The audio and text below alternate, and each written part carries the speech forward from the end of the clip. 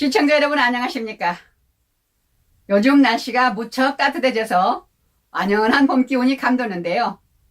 봄이 되면서 갑작스러운 활동량과 운동량의 증가로 인해 허리, 무릎, 발목의 통증을 호소하는 실버들이 참 많습니다. 자칫 운동이 노동을 넘어 손상까지 악화할 수 있어 주의해야 한다고 하는데요. 김재율 기자가 한의학 박사이며 한의원 원장인 이병삼 원장을 만나 자세하게 알아봤습니다. 함께 보시죠. 원장님 안녕하세요. 네, 안녕하세요. 이 봄철에 운동을 많이 하고 또 등산하고 네. 그러면은 우리 같은 실버들도 봄 무릎이 많이 아프다고 그러는데 이럴 때는 어떻게 관리를 해야 되나요? 네, 맞습니다. 이 봄철에 겨울에 이제 뭐 움츠리고 있다가 이제 운동을 많이 하시게 됩니다. 그런데 이게 마음만 또 급해서 뭐 충분히 어떤 준비 동작이나 워밍업이 없이 운동을 하다 보면은 오히려 이 몸에 무리가 가는 경우가 많습니다. 그러니까 이게 운동이 돼야 되는데 운동이 심해지면 잘못하면 노동이 되고 이 노동이 되면 손상이 오는 것입니다. 이 젊은 분들도 이 마음만 앞서가지고 등산을 매일같이 하시는 분이 계셨는데 이분이 30대 초반임에도 불구하고 무릎에 연골이 다 망가진 그런 환자들이 있었습니다. 그리고 체중이 많이 나가는데 또 이 체중 감량을 효과적으로 하지 않고 또 무리하게 운동을 하다 보니까 허리, 무릎, 발목 이런 관절들이 문제가 되고 또 요즘에 족저근막염 환자들이 굉장히 많이 있습니다. 이런 경우는 너무 말랐거나 너무 비만하거나 대개 둘 중에 하나인데요.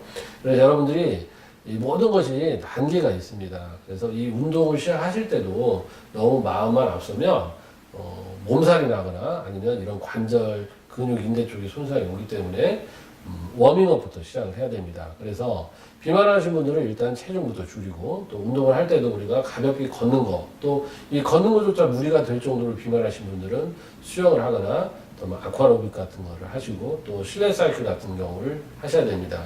그렇지 않고 예를 들어서 축구나 아니면 테니스 이렇게 무릎에 갑작스럽게 무리가 되는 이런 운동들은 단계적으로 점차 늘려나가는 게 좋습니다.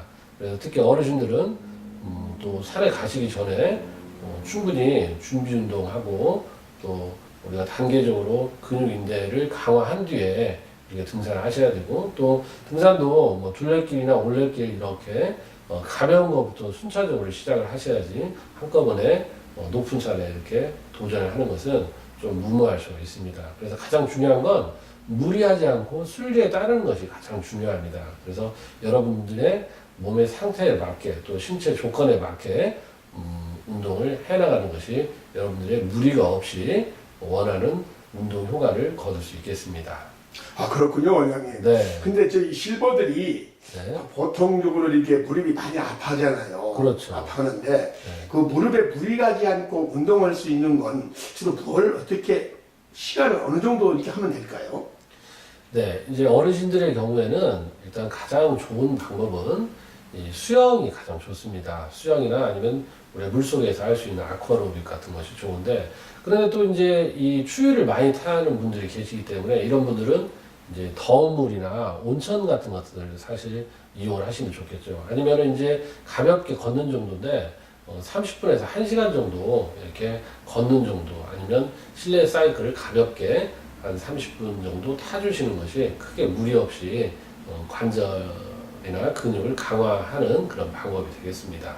그리고 어르신들은 일단 중요한 것이 보강을 해주는 게 좋습니다. 그래서 콜라겐이 많이 들어있는 그런 음식들, 예를 들어서 뭐 족발이랄지 도가니탕 이런 것들을 많이 드시는 것이 좋겠습니다. 네, 감사합니다 원장님. 네. 오늘 좋은 말씀 너무 감사합니다. 감사합니다. 네. 이상으로 실버의 뉴스를 마칩니다. 시청해주신 여러분 고맙습니다.